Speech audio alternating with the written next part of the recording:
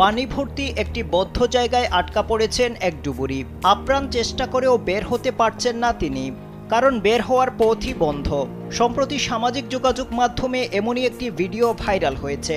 ভিডিওতে দেখা যায় স্বচ্ছ পানিতে সাঁতার কাটছেন এক ডুবুরি, কিন্তু কিছুতেই পানি থেকে উঠে আসতে পারছেন না তিনি, কারণ পানির উপরিভাগ পুরো বরফের আস্তরণে ঢেকে গেছে। অনেক চেষ্টা করেও বের হওয়ার পথ খুঁজে পাচ্ছেন না তিনি। এতে ভয় পেয়ে যান ওই ডুবুরি।